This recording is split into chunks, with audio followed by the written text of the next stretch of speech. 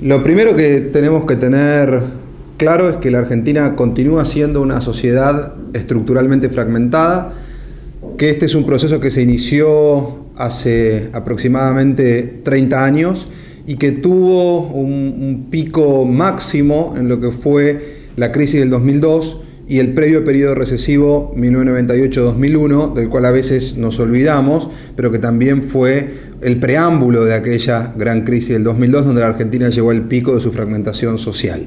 Si nosotros miramos la pirámide de ingresos y de niveles sociales al último cierre anual, que es el del 2010, podemos verla en este gráfico.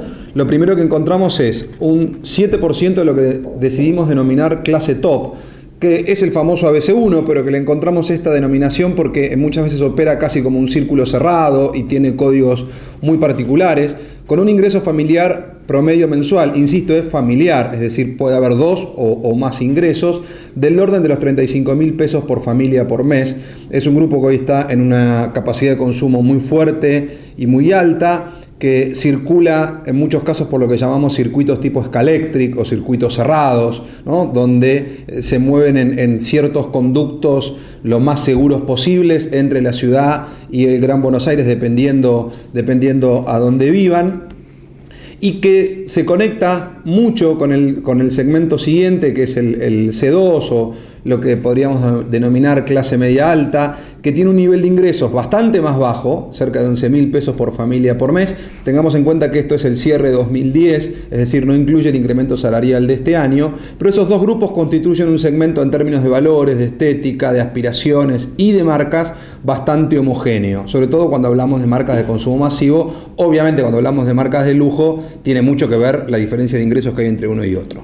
Luego aparece lo que llamamos la clase media típica de la Argentina, el segmento más beneficiado por lo que podríamos llamar el modelo K.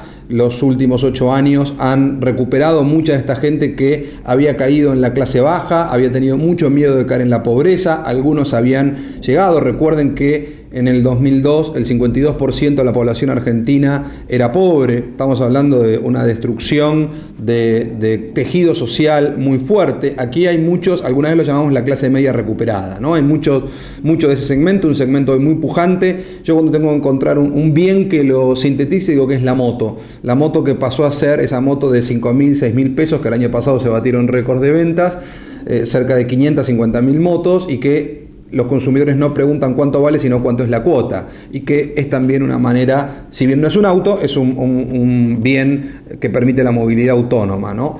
Luego tenemos lo que muchos llaman clase baja superior. Yo prefiero denominarlo clase media baja. ¿Por qué? Porque históricamente todavía se mantienen ahí muchas conductas y muchos aprendizajes de lo que es un hogar de clase media. Es mucha gente que sus padres fueron de clase media y que hoy ellos quizás por ingreso no lo son, pero que en términos de sociales y educativos y culturales sí tienen costumbres de clase media. Es un grupo bastante complejo de entender lo que es el de uno. Estamos hablando de un ingreso bastante bajo, alrededor de los 2.300 pesos por familia por mes. Y luego el último, que es el 15% más bajo, que claramente es el que está en una situación, yo diría, casi más despegado y recortado del resto de la pirámide. Es el que realmente a veces, cuando la televisión muestra lo que podríamos llamar los estereotipos de la clase baja, están llegando a este segmento e inclusive a la parte inferior de este segmento. Creo que para todos los que están en el mundo del consumo masivo, del marketing y del branding y la creación de marcas,